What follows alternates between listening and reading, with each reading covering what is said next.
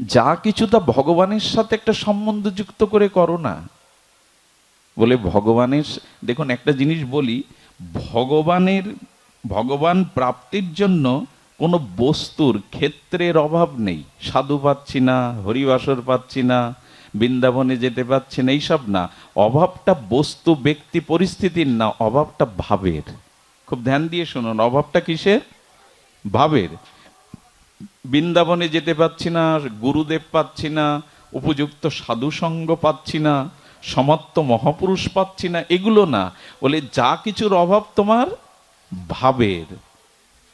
ভাবটা যদি তুমি ভেতরে আনতে পারো, বলো যদি ভাব হয় তোমার, কিছু মনে করবেন না, যদি ভাব হয় তো ভগবান বলছেন কি, দেখো আমার জন্য তোমার আলাদা কিছু করা লাগবে না, ঝাড়ু দিলেই আমায় পাবে। ঝাড়ু দেওয়া, আচ্ছা ঝাড়ু দেওয়াটা খুব গর্বের কাজ। কেউ বলে ভগবানের জন্য কি কর্ম, আমি জপ করতে গেলে ঘুম পাই, গ্রন্থ পড়তে পারি না, ধামে যেতে পারি না, সময় নেই, ভগবানকে প্রসন্নতার জন্য কি করব? ভগবান বললেন নূতন কাজ শুরু করো, ঝাড়ু দাও। বলে ঝাড়ু দিলে তোমায় পাওয়া যাবে? বলে বহুজন পেয়েছে, সবরই রাস্তা ঝাড়ু দিত। ভাবটা কি থাকতো? ভাব থাকতো এই পথে আমার ভগবান আসবে, যাতে কাকর না থাকে, কাটা না থাকে, একদিন ভগবান এই পথে আসবেই।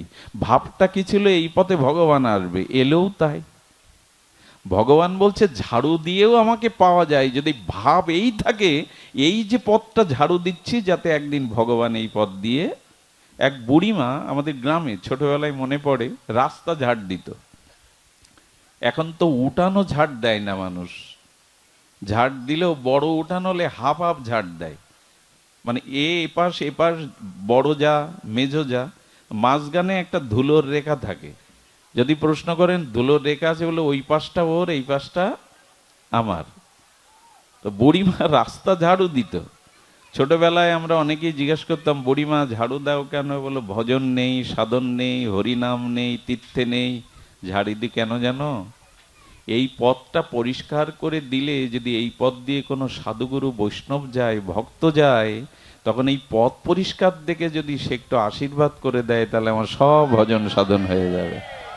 ঝাড়ু দেওয়াও ভক্তি হয় যদি ভাবটা থাকে এই পথে ভগবান, ভক্তরা আসবে। খুব কঠিন কি ভগবানকে মন দেয়া? ভাবটাই তো দিতে পারছি না, দিতে পারছি না ভাবটাই, তাহলে ঝাড়ু দেওয়াটাও তোমার ভজন হয়ে যাবে।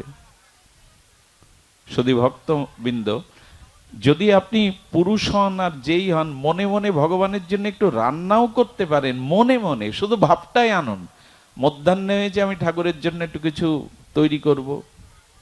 আরে প্রতিষ্ঠানপুরের ব্রাহ্মণ তো মনে মনে ক্ষীর রেঁধে দিতে গেলেন, মনে মনে ক্ষীর রেঁধে দিতে গেলেন, ক্ষীরটা দেখছে ভাপ উঠছে গরম, এটা সেবার উপযোগী না, আঙুল দিতে গিয়ে আঙুল পুড়ে গেল। কোথায় ক্ষীর? সব তো মনে মনে। কিন্তু ভাব এমন হয়েছে, ভগবানকে ক্ষীর দিচ্ছে, আঙুল ডোবাতে গিয়ে পুড়ে গেল। মনে মনে রান্নাটাও ভক্তি।